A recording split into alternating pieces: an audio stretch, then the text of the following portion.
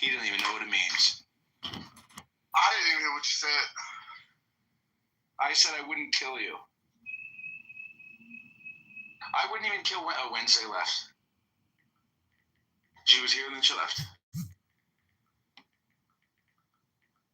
Anyway, welcome to another edition of stupid, low IQ, clown-faced, dumb people talking about nothing, wasting time.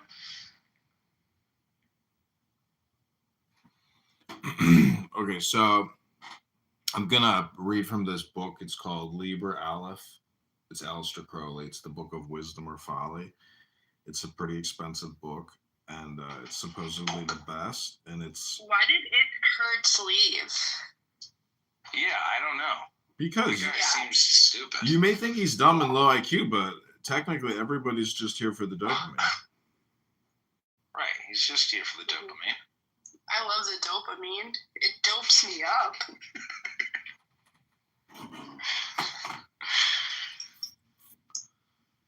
Alright, you gonna read some shit? I have to go to the gym on my calendar, so now I have to go. Yeah, I'm gonna read this. You know, there's something else I found on YouTube, which is pretty cool, is if you're live streaming, there's a little like Hollywood action icon, and if you click that, it clips the past 5 minutes of your video. It's pretty interesting. Really? That is a good feature. So it technically creates a new video of 5 minutes. So if you go for 5 minutes, you don't have to edit, but if your videos were 5 minutes each instead of 2 hours, that would be easier to consume.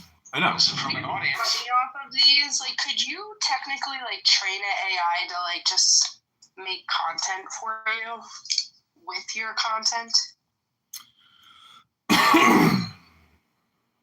Okay, this is stupid people talking about nothing, wasting time. This isn't stupid, because I know that they use AI to make fake news stories for like a long time, because you'd always find these like... Let me help you out there, Danny. Okay, this is called De Somnis. Yeah, sorry, Danny. Like, this is actually like a meditation reading room, and I'm not gonna waste the time listening to Abraham talk about AI, concepts and thoughts. This is De Somnis Vestimenta Horroris. Now then, if in a dream the will be always triumphant, how cometh it that a man may be ridden of the nightmare? And of this the true explanation is that in such a case the will is in danger, having been attacked and wounded or corrupted by the violence of some repression. Thus the consciousness of the will is directed to the sore spot as in pain, and seeketh comfort in an externalization or shew of that antagonism. And because the will is sacred, such dreams excite an ecstasy of frenzy of horror, fear, or disgust. Thus the true will of Oedipus was toward the bed of Jocasta, but the taboo, strong both by inheritance and by environment, was so attached to that will that his dream concerning his destiny was a dream of fear and of abhorrence, his fulfillment thereof, even in ignorance, a spell to stir up all the subconscious forces of all the people about him, and his realization of the act of madness potent to drive him to self-inflicted blindness and fury-haunted exile. De somnis sequentia. Know firmly, O my son, that the true will cannot err, for it is thine appointed course in heaven, in whose order is perfection. A dream of horror is therefore the most serious of all warnings, for it signifieth that thy will, which is thyself in respect of its motion, is in affliction and danger. Thus thou must instantly seek out the cause of that subconscious conflict and destroy thine enemy utterly by bringing thy conscious vigor as an ally to the true will. If then there be a traitor in that consciousness, how much the more is it necessary for thee to arise and extirpate him before he wholly infect thee with the divided purpose, which is the first breach in that fortress of the soul, whose fall should bring it to the shapeless ruin whose name is Choronzon. De somnis clavicula. The dream delightful is then a pageant of the fulfillment of the true will, and the nightmare a symbolic battle between it and its assailants in thyself. But there can be only one true will, even as there can be only one proper motion in any body, no matter of how many forces that motion be the resultant. Seek therefore this will, and conjoin with it thy conscious self, for this is that which is written, Thou hast no right but to do thy will. Do that, and no other shall say nay. Thou seest, O my son, that all conscious opposition to thy will, whether in ignorance or by obstinacy, or through fear of others, may in the end endanger even thy true self, and bring thy star into disaster. And this is the true key to dreams. See that thou be diligent in its use, and unlock therewith the secret chambers of thine heart. Okay, so I'm clipping this all for like 5 minutes. Then I'm just going to go on it and hit the 5-minute button again. De via per imperium, concerning thy traveling in the body of light, or astral journeys and visions so called, do thou lay this wisdom to thine heart. O my son, that in this practice, whether things seen and heard be truth and reality, or whether they be phantoms in the mind, abideth the supreme magical value, namely, whereas the direction of such journeys is consciously willed, determined by reason, and also unconsciously willed by the true self, since without it no invocation were possible, we have here a cooperation or alliance between the inner and the outer self, and thus an accomplishment at least partial of the great work. And therefore is confusion or terror in any such practice an error, fearful indeed, bringing about obsession, which is a temporary, or even it may be a permanent division of the personality, or insanity, and therefore a defeat, most fatal and pernicious, a surrender of the soul to Coronzon. De cultu.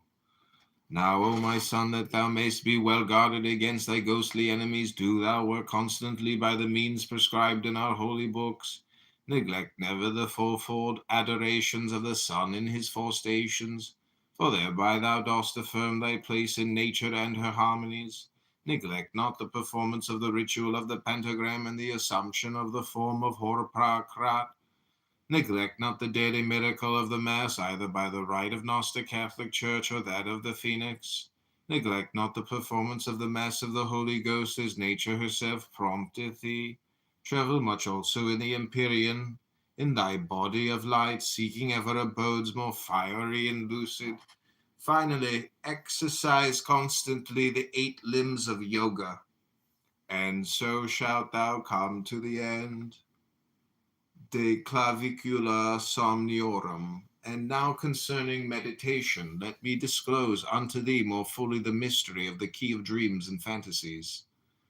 Learn first that as the thought of the mind standeth before the soul and hindereth its manifestation in consciousness, so also the gross physical will is the creator of the dreams of common men.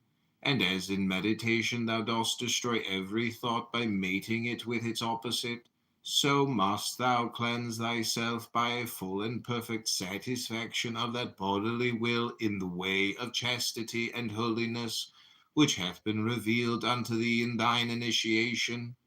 This inner silence of the body being attained, it may be that the true will may speak in true dreams. For it is written that he giveth unto his beloved in sleep. Prepare thyself therefore in this way, as a good knight should do. De somno lucido. Now know this also, that at the end of that secret way lieth a garden, wherein is a rest house prepared for thee.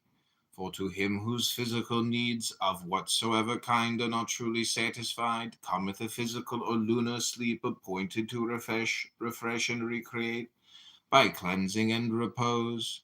But on him that is bodily pure the Lord bestoweth a solar or lucid sleep, wherein move images of pure light fashioned by the true will, and this is called by the Kabbalists the sleep of Shiloam, the sleep of Shiloh.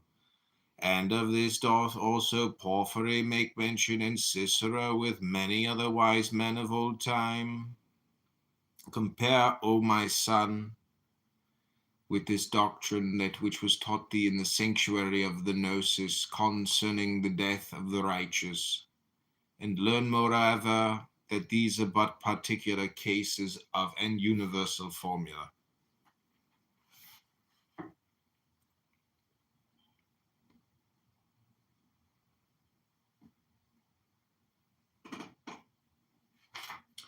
Devanenis.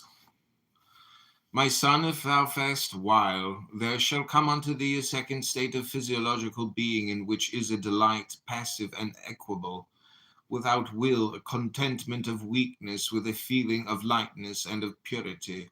And this is because the blood hath absorbed in its need of nutriment all foreign elements. Such also is the case with the mind, which hath not fed itself on thought.